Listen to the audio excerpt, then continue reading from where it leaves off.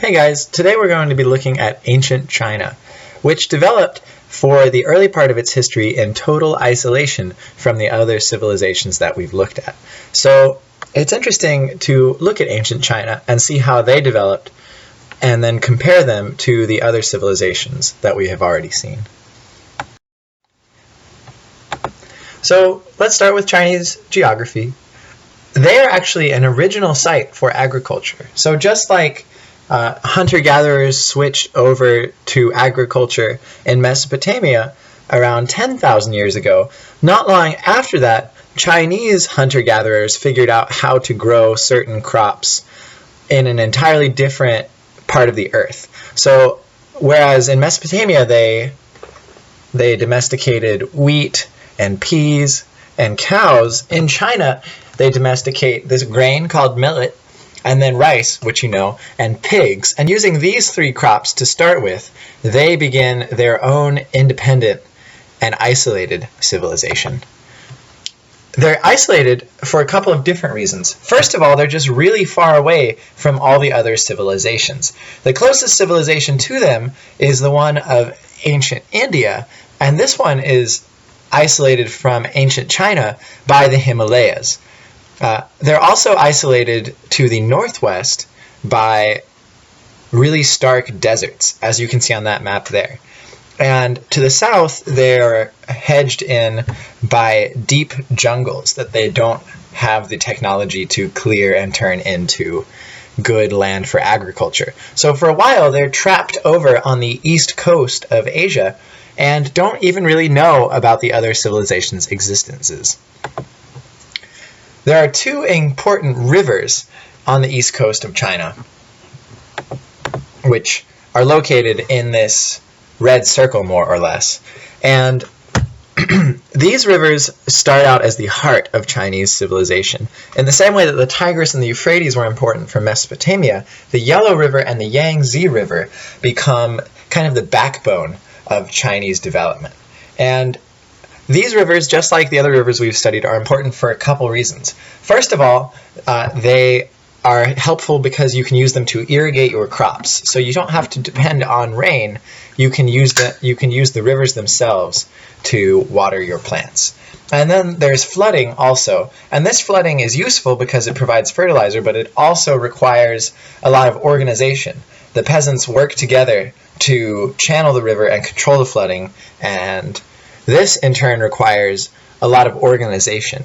And this organization that the management of floodwaters requires leads to strong central governments. So we see, just like in Mesopotamia, the rise of irrigated agriculture and flood control leading to powerful governments. One last thing we should talk about is the Chinese have, for a lot of their history, referred to themselves as the Middle Kingdom. This means that they viewed themselves as the center of the human world. Because they were isolated, for a very long time they thought they were the only civilization in the world. The only other people they had contact with were hunter-gatherers to the north and south. And so they thought everybody else in the world were barbarians, more or less. They viewed themselves as superior and as the only source of civilization on the planet. Thus, they called themselves the Middle Kingdom, indicating that they held a central spot in the human world. Even after China started to come into contact with other civilizations, they still saw themselves as the most powerful and advanced civilization on the planet, and this is justifiable in some ways, given that they had a larger population, more advanced technology, and stuff like that. But we'll talk about that later. The first large ruling government to emerge in Chinese history is known as the Shang Dynasty, which lasts from 1600 to 1000 BC. And this government is centered on the Yellow River, where they do the irrigating and flood control that we just talked about. They're called the Shang Dynasty because for this 600 years, members from a single ruling family, aka the Shang, were in control. And so Chinese governments are usually characterized as dynasties because they are continuing rulership by a single familial group. how the government of the Shang Dynasty worked is it was kind of a trade-off between the king and the peasants. So the peasants needed protection from invading nomads. Nomads would come down from the north and they would attack villages and take stuff and then run away again. And the peasants could not defend themselves, so they relied on the king and his warriors to protect them from invading bands of nomads. In return, the king demanded certain services from the peasants. The peasants would give the king some of the crops they produced. They would work in bronze mines and help build palaces and stuff like that. So it was a trade-off between these two groups, the ruling warriors and kings, and then the peasants who needed their help. One of the most important things for the Shang government was the control of bronze resources. And it was because of bronze working that the kings of the Shang dynasty were able to defeat the nomads that would occasionally invade. So the production of bronze held a central position in Shang culture. The Shang kings were also religious leaders. It was believed that they were the ones who could influence the gods to help the Chinese people.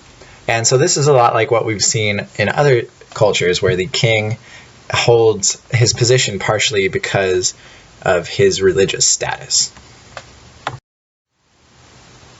Here's how religion worked more or less in ancient China. It was believed that there were gods, so there were deities that existed up in heaven. But these gods did not hear what human beings said. They could not hear the prayers of a human being. Thus, the Chinese people had to turn to their own ancestors. Because the gods could not listen to the humans, human beings would speak to their dead relatives, aka their ancestors. And they believed that their ancestors could talk to the gods, and then the gods would agree to help humans on Earth. And so the ancestors in China worked as messengers to the gods. And so people would actually worship their ancestors in the hopes of getting something from the gods. The key to this talking to the ancestors was sacrifice. And the kings were important because it was believed that the kings had the most powerful ancestors, right? The kings are great warriors. Their ancestors had been great warriors, so they were very powerful spirits.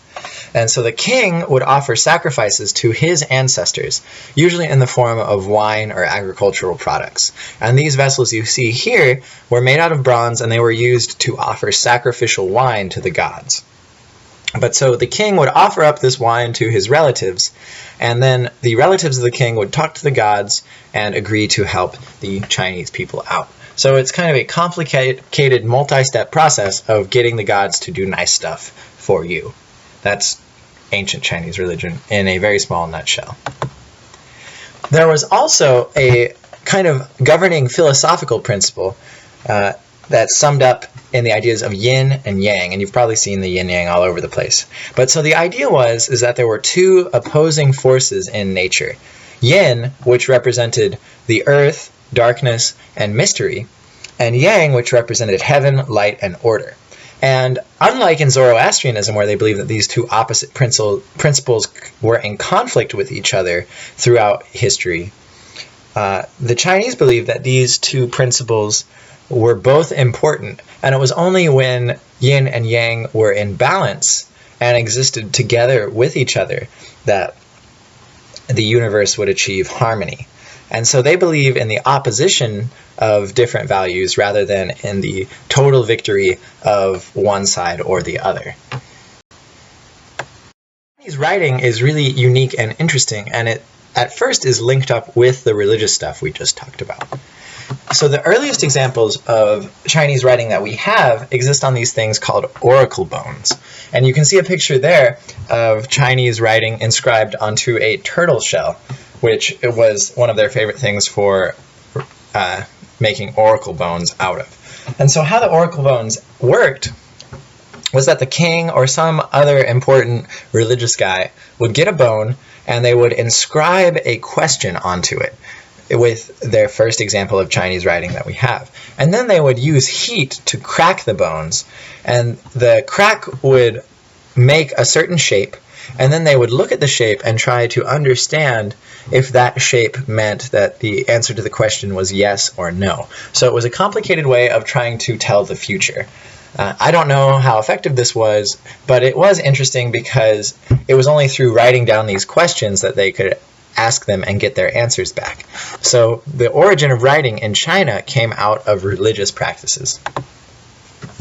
One thing that's really interesting about Chinese writing is that it was and remains a system of pictograms. So unlike the alphabet, which we talked about coming out of Phoenicia, which just represents different sounds with symbols, pictograms represent different ideas. And so every symbol represents an object or a concept.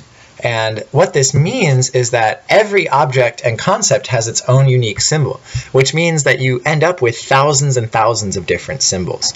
So this makes learning Chinese extremely difficult. It's still really hard for people today because you need to know like 10,000 different symbols just to read a newspaper. Because Chinese writing is so hard to learn, this means that for most of Chinese history, only the tiny elite at the top of the Chinese social pyramid have the time and the money to learn how to read and write. And this leads to sort of a nobility and a reverence for reading and writing that is unique in China. Learning to read and write is linked with power and culture in a much stronger way than in the West. So the Shang Dynasty eventually collapses, and they are taken over by the Zhou Dynasty. At least I think that's how you say it. But so the Zhou start out as military rulers, and they come in from the west and they conquer the Shang territory and take it over. And they justify this takeover with something called the Mandate of Heaven, which remains an important principle throughout Chinese history. And how the Mandate of Heaven works is when a new ruler emerges, he says that the old dynasty lost the Mandate of Heaven. That is, the gods don't want him to rule anymore. And they lose the Mandate of Heaven in any number of ways, which we'll talk about on the next slide. But things start to go badly for one dynasty. Another dynasty rises up, fixes those problems, defeats the old dynasty, and takes over, and claims justification because they have now received the Mandate of Heaven. They defeated the old dynasty, and the gods now want them to rule. And of course, eventually this next dynasty will also collapse, and the people who take over then will also claim the Mandate of Heaven.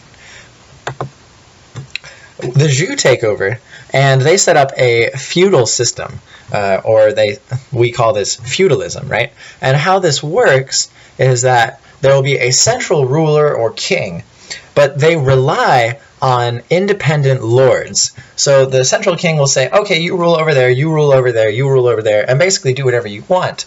But when the time comes and I need your help, you have to come and show up with an army of like 10,000 people and serve under me. And then when we're done fighting the war, you can go back to your kingdom and do whatever you want. So this is a system that is difficult to control because the kings all over, or the lords all over the area that the king is trying to rule, can do whatever they want. And so over time, they stop listening to the Zhou emperor, and you see an increase of decentralization and a collapse of the Zhou government. The dynastic cycle real quick. So start over there on the right picture with me. And so imagine the Shang dynasty as the aging dynasty. Various things start to happen towards the end of a dynasty's rule. The government neglects its duties, corrupt officials exploit their power, the provinces stop listening to the central ruler, all sorts of stuff. As these problems occur, real acute crises pop up. Floods happen because the waters are not being managed properly. Invasions occur that the central government can't put down. Peasants rise up because of heavy taxes.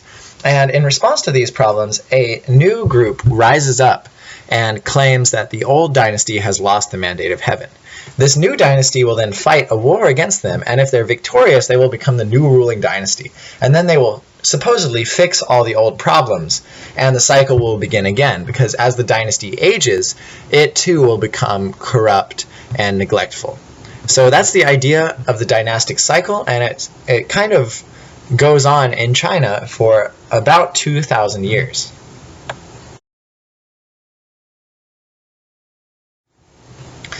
Now we just need to look at the collapse of the Zhou dynasty. So ignore that map over there right now, it's not relevant at the moment. But the feudal system, like I mentioned, is hard to control. The lords eventually assert their own independence, stop listening to the central Zhou leaders, and start fighting with each other for power. So what you can see over there is the different groups, the different local lords of the Zhou dynasty, warring with each other for total domination. So it starts out with a bunch of little states and then ends with the rise of the Qin as the ruling group. There's constant warfare for almost 500 years. And this leads to immense human suffering because nobody can win, and that means the wars continue on constantly. But it also leads to important intellectual innovations because people are really trying hard to figure out what the best form of government is during this time period, and it leads to a lot of interesting ideas that we'll talk about in our next video. There are a lot of them. Don't freak out.